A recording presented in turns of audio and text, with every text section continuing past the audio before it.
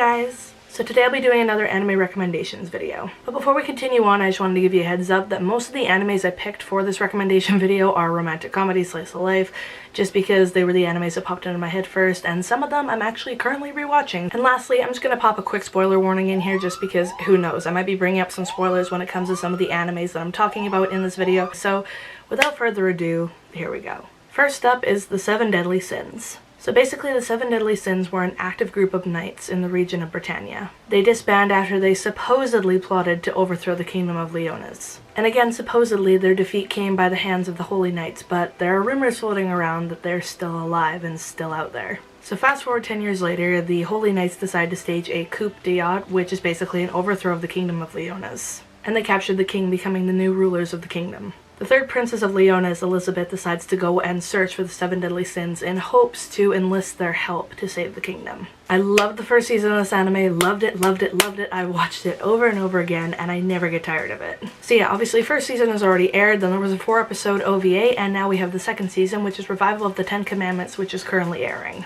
I've been tuning in each week to catch the new episodes as they air. I absolutely love this anime, the characters and the character development, the plot, the storyline, the way everything comes together, it's perfect. And yes, I have my choice pairs when it comes to shipping, like Meliodas and Elizabeth and King and Deanne. Also, like I said before, with the second season currently airing, whenever I'm finished the episode that I was on, I'm always like, oh my god, I need to see the next episode, I need to see it, and then I'm just like antsy because I'm waiting for it. So I can never get enough of this anime and I'm really excited to see where it goes. Next up is Cardcaptor Sakura Card. So Cardcaptor Sakura Card is basically a continuation of the series. It starts where Cardcaptor Sakura ends, Shaoran comes back, Sakura and Shaoran are officially a couple, which they're so freaking cute, and I honestly can't. So they're all starting high school and Sakura has this dream about this cloaked figure, and basically all the Sakura cards turn blank and they're rendered powerless. Sakura also ends up obtaining a newer and stronger key, which along with a new incantation she uses to capture the transparent cards which have started popping up around Tomoeda. I felt so much nostalgia when I started watching this show. At the end of the day, it's been ages since I watched Cardcaptor Sakura, and then to come back and watch Cardcaptor Sakura Card, it's so much nostalgia. I love it. The art styling's beautiful. Again, Sakura and Shaoran are freaking adorable, and this anime, it's a beautiful anime. I love it very much. I've been watching it on Crunchyroll as the episodes come out, and I'm obsessed. I'm beyond obsessed with this anime. Unhealthily obsessed, actually. Oh, and speaking of Crunchyroll, hey Crunchyroll, if you see this video, hook a sister up, eh? Next up we have Toradora. So Toradora follows the story of Ryuji Takasu. Now Ryuji has a crush on Minori Kushieda, who is a classmate of his in his high school. And one day unexpectedly, Ryuji runs into the hot-headed palm-top tiger, aka Taiga Aisaka. Now Taiga is known for having a violent attitude and snapping at people, hence the reason why she earned the name Palm-Top Tiger. Eventually, Ryuji finds out that Taiga actually has a crush on Ryuji's best friend, Yusaku Kitamura. And on the flip side, Taiga learns about Ryuji's crush on Minori, who is actually Taiga's best friend. So when the two of them find out about their respective crushes, they work together to help set each other up with said crushes. So the anime runs 26 episodes long, it's a slice of life romantic comedy, and it is adorable. I really admired Ryuji and Taiga's efforts to impress Minori and Yusaku, but at the end of the day, I had a feeling that Ryuji and Taiga were going to end up together, and I'm really happy that they did. And lastly, we have Kiss Him, Not Me. This story follows an overweight otaku fujoshi girl named Kai Serinuma. Becoming devastated and heartbroken when one of her favorite anime characters dies, Kai actually locks herself in her room for 1 week. And after coming out of her bedroom once the week is up, she notices that she's lost a ton of weight, becoming a beautiful slender girl and attracting the attention of 4 different boys in her school: Yusaku Igarashi, Nozomu Nanashima, Hayato Shinomiya, and Mitsumi Azuma.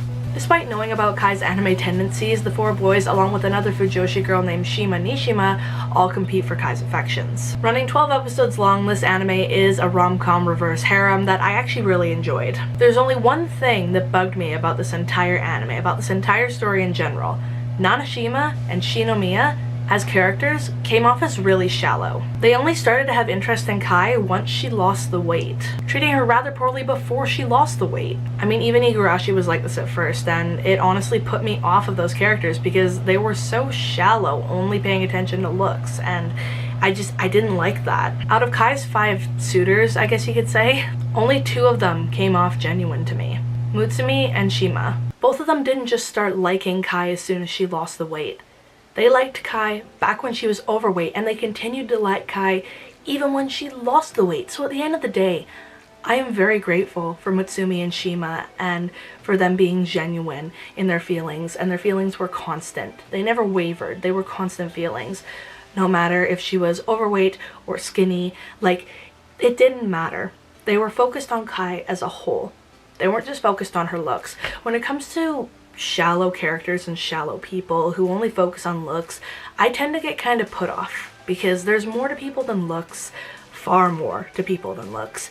And at the end of the day, I was put off by Igarashi and Nanashima and Shinomiya because their shallow behavior, and it just, yeah. And obviously, I love Kai. She's her own person, she's quirky, she's funny, you know, she's an otaku, everybody has their own interests, and at the end of the day, Kai's her own person, and she's beautiful as her own person. So yeah, there you go guys, that was anime recommendations number 3. If you guys like this video, please don't forget to give it a massive thumbs up. Also, comment down below if you've seen any of the animes I mentioned in this video, and let me know your opinions. Also, don't forget to subscribe to my channel if you guys like my videos.